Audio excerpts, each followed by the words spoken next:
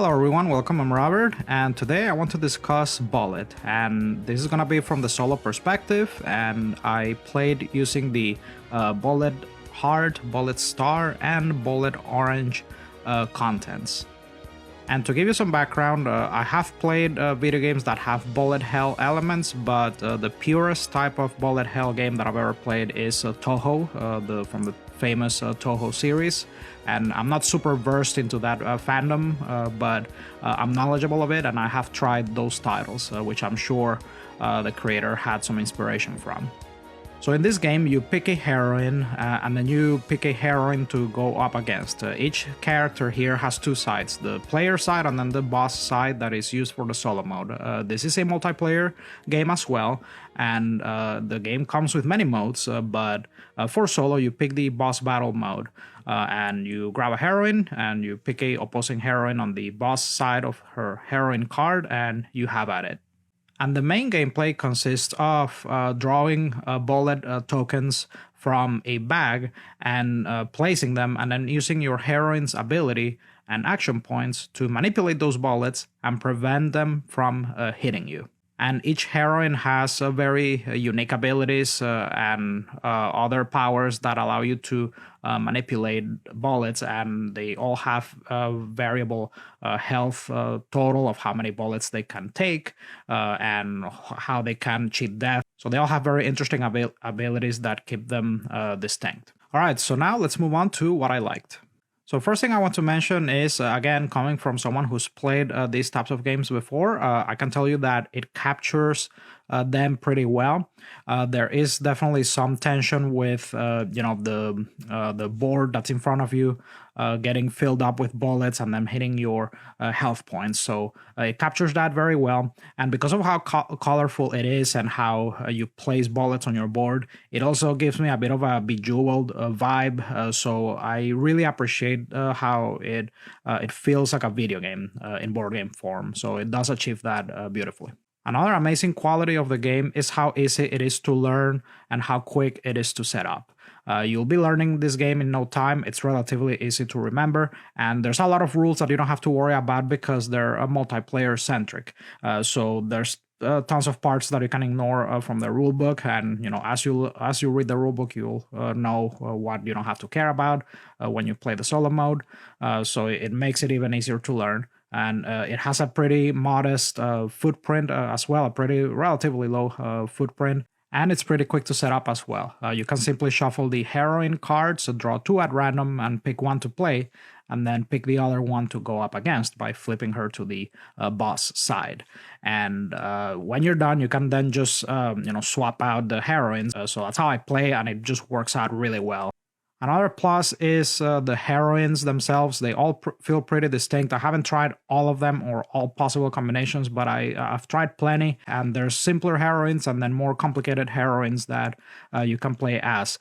They all feel so distinct, and no two games will feel the same. Another thing that I like is the minimal upkeep. So when you play in the boss mode that is used for solo, for the boss, you pretty much just flip a card every turn. And if you manage to destroy a shield, you go through the steps that involve destroying one of their shields. And some bosses add a couple extra steps that you have to pay attention to, but that's it. The upkeep here is minimal, which is fantastic. And the gameplay is pretty crunchy. There's an interesting spatial element almost with how you are trying to puzzle in your head the way that you're going to use your action points to move the bullets around. It really will have you sit down and think what is the best and most efficient way that you can move the bullets around to prevent a bullet from hitting you. So it is very, very thinky despite its simplicity. The game can also be very exciting at times, and there is an element of luck, which I'll mention later.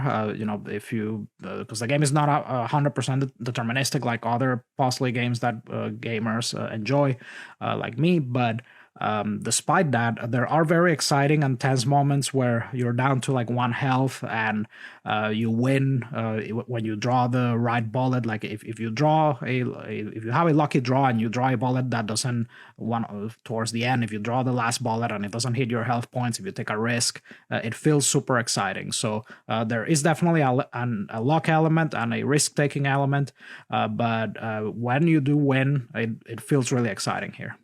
And as I mentioned earlier, there is great variety. The game does benefit from expansions, but make no mistake, if you buy a core box, there is plenty of variety. For my money, I suggest that you get the Bullet Star box first, and then the Orange expansion, and then the Heart expansion. That's how I would do it personally in that order. But each box, also to disclose, the first box that I owned originally was the Heart box. I had that for many years, and I started playing the game again recently, and I really fell in love with it again. So I got more content and I got to experience it. And I do agree, as some people say, that the heroines are a bit more refined and a bit more interesting in Bullet Star. And I do also really like the heroines in the Bullet Orange expansion, so I recommend those. And I also have to mention that the game has a bit of an addictive quality to it. So I am going to award this game my dopamine seal of approval because there are, the way that you pull the colorful tokens out of the bag and you put them on the board and then manipulate them. And when the bullets don't hit you, either because of your cunning use of the action points and abilities of your heroine, or because of luck. Doesn't matter. When when a plan pays off, when a plan comes together, it just feels awesome. So I've not handed this award to many games because certain games just they have to hit a particular way for me to give it that award. But I am gonna give this game a dopamine seal of approval because it has an addictive quality that I really like with placing the bullets on your mat and manipulating them with. I think the presentation has a lot to do with that. The colorful bullets and the art. The game has really cute anime art, which I really appreciate, and the graphic design is really well done. So yeah, puzzling with the bullets and with the presentation combined, it does have an addictive quality that I really appreciate. Now, I do have some possible cons that I want to mention, and the first one is that there are some heroine and boss combinations that might feel impossible, okay?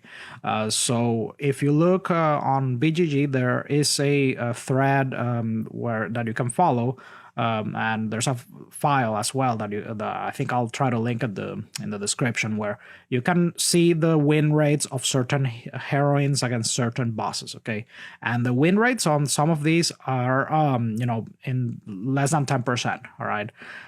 Now, winning is not guaranteed, even if you do everything right, is what I'm saying, because some combinations are pretty brutal. All right, and there's definitely a game on figuring out what heroine is best matchup for the boss, which I haven't dabbled too much into that. I simply draw randomly and have at it. If I win, I win. If I lose, I lose. That's how I approach it. But this might bother you, okay? So I'm just giving you a heads up. It doesn't bother me. It did a bit at the beginning, but even if I lose, I just realized that the puzzle on the way there, I just enjoy it so much. I don't mind. But yeah, just giving you a heads up with that. And finally, the other thing is that, as I mentioned earlier, there is a heavy luck element here as well. Now, it's not as heavy as in other games, but luck does play a substantial role in this game with what bullets you draw out of the bag, what colors they are, what numbers they are. And some heroines sometimes have patterns that you are required to clear bullets from the board. That require specific numbers or specific colors, and if you're really unlucky, you might not get those. So there is a luck element here with that. It hasn't been too detrimental in my experience yet. When I draw from the bag randomly, it seems pretty even. I do shuffle the bag pretty well, or I try. So the distribution of colors and numbers does seem pretty equal in my experience. And with that luck element, there's also that risk-taking aspect of assuming that you're not gonna get a certain bullet that might get you hit. Okay, so there is a bit of a fun aspect of taking risks, which when it pays off, it feels great. But make no mistake, though, playing strategically definitely pays off. But again, even if you play perfect, you might still lose sometimes. So make of that what you will. All right, folks, so there you go. That's my bullet review. And one other little perk I want to mention is that I recently had some issues with my dominant arm, which prevented me from playing board games the way I do usually.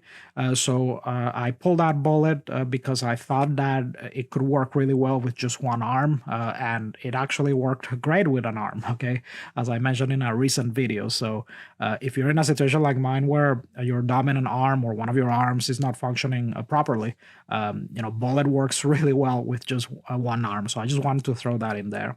But in conclusion, I think bullet is it's just such a genius design, and it has so much going for it.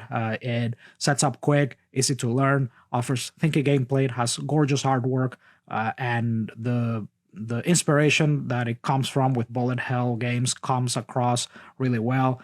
There's so much variety to it, and it's just so easy to integrate expansions. And yeah, you just shuffle the heroine stack and pick two and have at it. I just adore that about it.